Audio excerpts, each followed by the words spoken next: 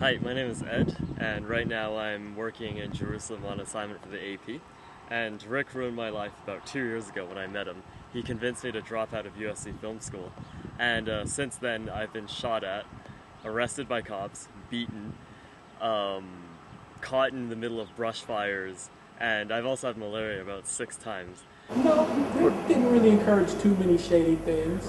If it wasn't for Rick, I probably never would have gone to Central Africa and almost killed myself. And it started with that first photojournalism class where he had a picture of a dead pig. I'd probably be very happy with a lucrative job in film or fashion, something very vacuous, surrounded by beautiful women and martinis. And that ruined my life. Because ever since then, I became a vegetarian. But thanks to Rick, I can look forward to spending the next 20 years of my life, most of the time in a hellhole somewhere, watching people die. Thanks, Rick. Ever since then, Rick scarred me for life by showing pictures of dead animals, dead dogs, telling stories about how the photographers of the good old days used to carry dead dogs in the trunk of their cars just for a story and put them on the road. Rick was experimenting with drilling for his own water so he could save money. You know, Rick's pretty cheap, as you may know. You know, the short pants, not as expensive as the long pants. I've learned a lot from Rick on how to run your own business and own your own business and deal with clients and make sure you get paid. Because he had a lot of horror stories over people not paying him. Shame on you all. Rick just had a way of making driving to Mexico to visit a pig farmer to save on bacon and drinking whiskey before breakfast sound completely plausible. Rick has this way of insulting you that makes you want to prove him wrong and do well and realize your potential. And Rick's a racist. Rick was always somehow inexplicably linked to some natural disaster around town, and I was always running into him. Rick never said any mean things to me. I think basically because he was afraid of me, because I'm a large man and Rick is small. During the Northridge earthquake, I was driving up to this burnt-out trailer park, and Rick goes zooming out in the company car, driving like a bat out of hell. And I go in and I start interviewing the residents, who are completely stunned and are telling a story of some nutty guy in a Taurus driving around the place, careening over old ladies' flower beds and landing in the back of a double wide. Then this is who this driver is. I often suspected it was Rick. Finds first gear, tears off, and the whole place blows up because some gas main had been broken. But Rick would let me come sit in on the class whenever I wanted to, so that I could absorb what he was teaching. And, I mean, how many people would do that, you know? Then every single time I get myself into trouble, which is a lot, I think of Rick, and I think of the day I met him. And he told me that, you know, if you want to be a photojournalist, you don't have, you know, you are a photojournalist. Don't think of yourself as a student. If you want to do it, then you are it, you know? And I think that I really took that to heart. It's funny, despite how off-kilter he might seem sometimes, he really has a really good memory. And he always knows where all his students are at any given moment, you know? It's like he's some sort of mother figure.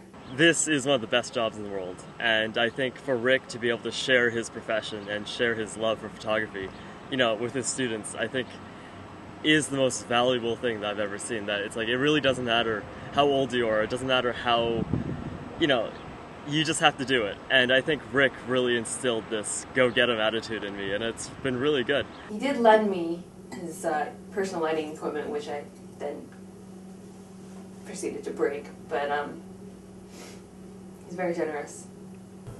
He always gave me a hard time about being a history major. He said, what are you doing? You know, trying to become a photojournalist and you're a history major. He used to always give me a hard time. But I stuck with it, and he helped me a lot. He encouraged me to take advanced photojournalism, and that was a great experience in that class. I mean, Rick is so helpful, and gave me so much guidance. And I think one of the most useful things he said to me was, you know, it doesn't matter if you're just building your portfolio or you're a working professional. The truth is, no one here gets paid much. So if you're making nothing as a student or making a $150 day rate, you know, it doesn't actually matter. So stop thinking of yourself as a student and just think of yourself as a professional. And I think by doing that, like, that's really inspired me to just go and, you know, find jobs and do this and that.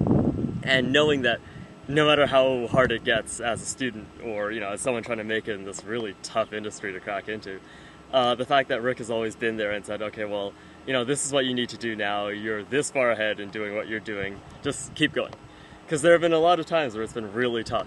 I love Rick because his genius as an educator and a human is to realize the unique greatness in all of his students and allow them to realize it for themselves.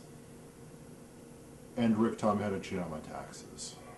And it's been amazing because I love my life and I love this job, and I don't know where I'd be if I didn't meet Rick. So, you know, I owe my career to Rick. And the thing is, because this kind of job takes over our lives, I actually owe my life to Rick. I think we all love him, not because of the short pants, or his advice on how to squeeze blood from a dollar, or how he still does all his shopping at the Army Navy surplus store. Have you wondered exactly why you're eating powdered eggs and everything that you eat at his house? But in the end, it's really about his plans to convert his entire collection of speed graphics to digital to lead us all in reverse. Way to go, Rick. We love you. I love you and love animals and don't eat meat. Rick, thank you so much for everything, and it's a shame, I feel really sad for the students at USC now who won't be able to take your class. But on that same note, I feel really lucky to have been able to meet you, take your class, and, you know, get advice from you. I love you, Rick, and if there's any time in life when you need someone's thumbs broken, please, please, please call me first.